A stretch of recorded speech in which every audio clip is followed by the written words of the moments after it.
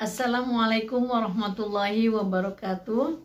Alhamdulillah, puji syukur kehadirat Allah SWT bahwa pada hari ini kita dapat berkumpul bersama dalam rangka berbagi pengalaman mengenai persiapan melaksanakan ujian praktik profesi keguruan. Teman-teman mahasiswa, di dalam kesempatan ini saya akan berbagi pengalaman tentang teknik memotivasi siswa dalam suasana pembelajaran online. Nah, di dalam beberapa hasil penelitian bahwa masalah-masalah yang sudah muncul ya sekarang ini akibat dari atau dampak ya dari dampak dari pembelajaran online adalah rendahnya motivasi belajar, jadi turun gitu ya. Kemudian juga masalah-masalah yang berkaitan dengan kejenuhan di dalam belajar. Nah, baik teman-teman sekalian, beberapa waktu yang lalu karena terjadinya pandemik di negara kita, pemerintah melakukan suatu upaya di dalam rangka pelaksanaan sekolah ya. Jadi pada tahun 2020, tepatnya 16 Maret ya, pada 16 Maret pemerintah melakukan atau mengeluarkan kebijakan ya, lebih tepatnya yaitu tentang bagaimana para siswa diminta untuk belajar di rumah. Nah, pada waktunya sampai saat ini kan lumayan lama itu. Jadi anak-anak sudah kangen sekolah gitu. Biasanya sudah mulai bertanya, kapan sih kita mulai sekolah lagi gitu. Nah, teman-teman sekalian, perlu disadari bahwa ketidaksiapan guru di dalam melaksanakan pembelajaran online itu juga merupakan persoalan tersendiri. Oleh karena itu, kita sebagai guru atau calon guru perlu meningkatkan kompetensi diri supaya kita dapat melaksanakan pembelajaran online dengan baik. Guru dituntut untuk mampu merancang pembelajaran online yang menarik, ya, yang efisien dan efektif, yang menyenangkan. Bagaimana caranya? Yang pertama, kita harus upayakan suasananya itu ringan gitu, jangan terlalu dibawa berat gitu. Itu yang pertama. Kemudian yang kedua, usahakan efektif, gunakan waktu dengan pemilihan materi yang sesuai gitu dengan waktunya, kemudian dengan metodenya. Kemudian yang berikutnya adalah pilihlah materi-materi yang memang cocok untuk pembelajaran online. Jadi intinya bahwa guru itu jangan terpaku pada sequence ya, urutan di dalam kurikulum. Kalau memang materi tersebut terlalu berat untuk disampaikan secara online, mungkin kita cari cara yang lain. Jadi pilihlah materi-materi yang cocok untuk pembelajaran online. Lalu cari metode dan media yang juga sesuai dengan materi tersebut supaya tadi ringan pembawaannya ya. Kemudian teman-teman mahasiswa sekalian, jangan lupa bahwa peran orang tua juga sangat penting di sini di dalam proses pembelajaran online ini. Karena kita tahu bahwa orang tua itu juga mempunyai peran yang sangat penting, yaitu sebagai motivator, sebagai mediator, dan sebagai fasilitator. Motivator, orang tua harus terus-menerus memotivasi siswanya. Kan kadang motivasi turun naik. Nah, pada saat turun, wah luar biasa ini peran orang tua yang memposisikan dia sebagai motivator, mengkondisikan anak untuk belajar tepat waktu. Itu bukan sesuatu yang ringan ya. Pada saat anak sudah mulai turun, sudah mulai jenuh, orang tua tidak boleh membiarkan ini, tapi terus mencari strategi ya. Kemudian juga menjadi fasilitator. Orang tua juga fasilitator, yaitu memberikan kemudahan-kemudahan agar putra-putrinya bisa beraktivitas di dalam proses pembelajaran itu dengan baik. Kemudian di dalam proses pembelajaran online ini ini akan terjadi proses yang bagus ya apabila terjadi kerjasama antara guru, siswa, sekolah, dan orang tua. Kerjasama yang baik dari 4 komponen ini dalam rangka pembelajaran online ini akan dapat dengan mudah ya mencapai tujuan bersama, yaitu tujuan pembelajaran bagi putra-putri mereka. Jadi guru senang kalau tujuan pembelajaran tercapai, apalagi sekolah. Kemudian orang tua juga sama gitu. Jadi jangan lupa kerjasama antara guru, siswa, sekolah sebagai fasilitator pembelajaran online ya. Kemudian yang tim 4 adalah orang tua itu sendiri yang tadi sudah saya gambarkan sebagai motivator, sebagai mediator dan fasilitator.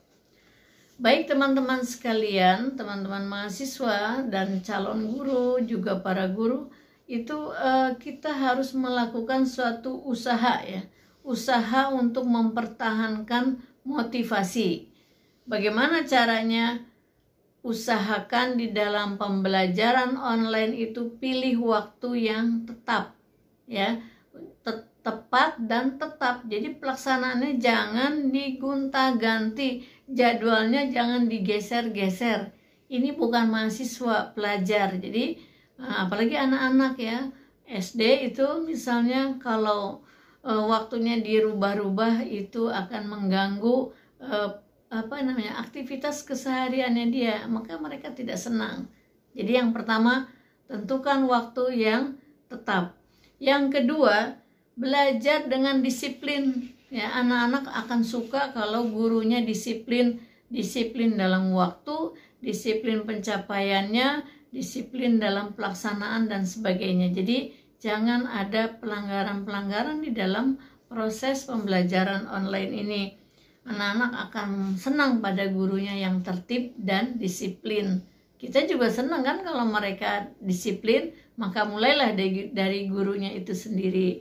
Kemudian bangun komunikasi yang hangat ya, yang baik, yang serius tapi santai gitu. Serius dalam pemilihan materi, metode dan sebagainya, tetapi penyajiannya dengan santai sehingga anak-anak tidak terasa kalau sesungguhnya mereka dalam situasi yang berat, misalnya harus mencerna materi yang sangat banyak.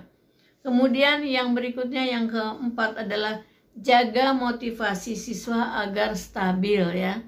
Minimal tuh stabil. Ke atas lah standar, naik misalnya motivasi. Jangan sampai motivasinya turun ya. Jadi tugas guru adalah menjaga agar motivasi selalu terjaga dengan baik, dengan stabil.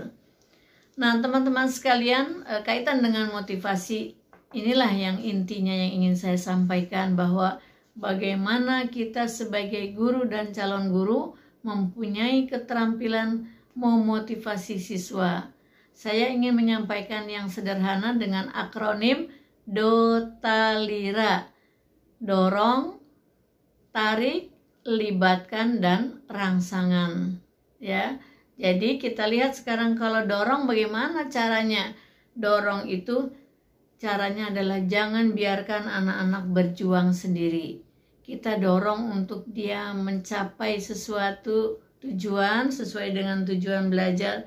Buatlah mereka yakin bahwa mereka itu bisa ya. Bagaimana caranya? Beritahu petunjuknya apa untuk mencapai tujuan itu ya.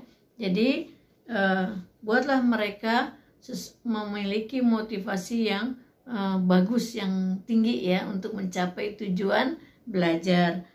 Nah kemudian yang kedua, tentukan standar yang tinggi, karena motivasi berprestasi yang tinggi itu akan kelihatan pada anak-anak yang senang dengan standar yang tinggi. Jadi ya tentu saja disesuaikan dengan umur dan karakteristik anak-anak, tapi jangan standarnya rendah. Kalau standarnya rendah itu cepat jenuh ya, cepat bosen. Jadi buatlah standar yang tinggi. Nggak tercapai yang paling tinggi kan bisa turun sedikit, nggak apa-apa.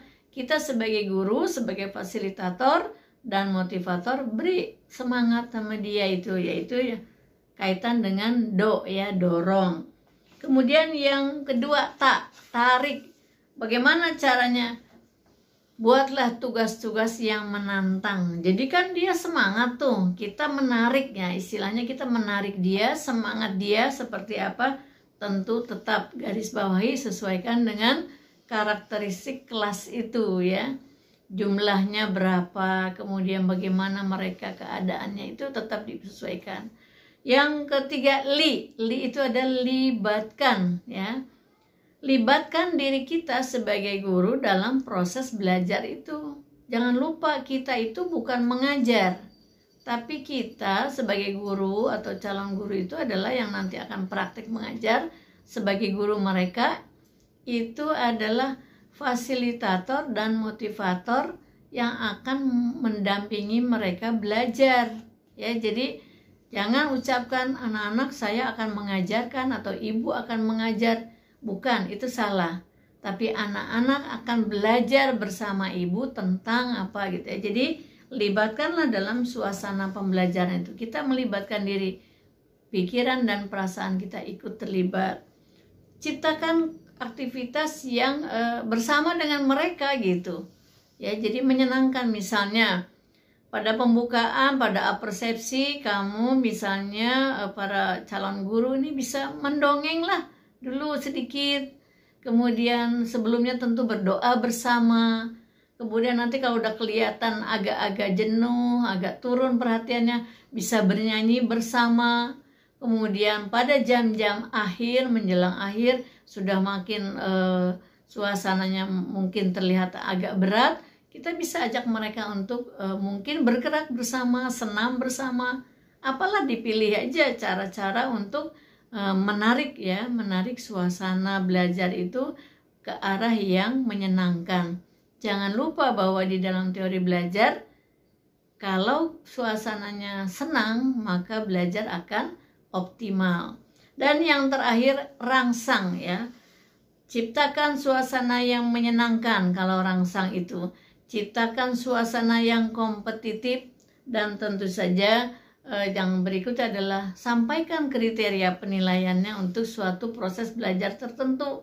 Jadi dia tahu bahwa kalau saya hari ini akan ketemu ibu guru atau bapak guru dan akan mempelajari sesuatu, nanti saya akan dapat apa?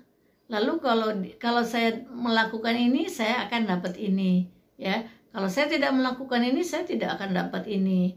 Dan bagaimana penilaiannya, dia akan dapat apa gitu. Itu merupakan tujuan belajar yang harus disampaikan pada awal pertemuan. Nah, itu adalah cara-cara kita merangsang motivasi untuk selalu tetap terjaga minimal di level standar. Bagus-bagus sih kalau kita bisa meningkatkan motivasinya. Jangan lupa, jangan pelit pada pujian. Kalau mereka atau anak-anak yang sedang belajar bersama kita itu melakukan sesuatu yang bagus, memberikan respon yang positif, beri pujian ya, baik secara lisan atau ekspresi kita, atau mungkin dengan jempol ya, non verbal bisa. Jadi verbal, non verbal, ekspresi kita ikhlas memberikan pujian.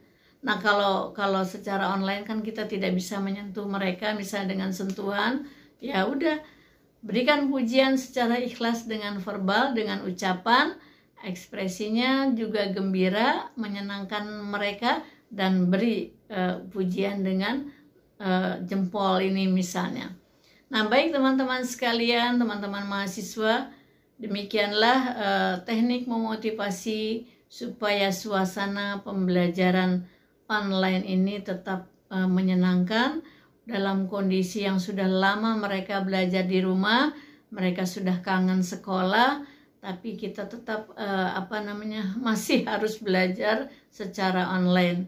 Nah, jadi tugas guru adalah sangat berat karena harus tetap melaksanakan pembelajaran online yang menyenangkan, dan tetap kita akan melaksanakan tujuan belajar dengan tepat, ya, tepat sasaran, tepat waktu, supaya kurikulum juga bisa tercapai.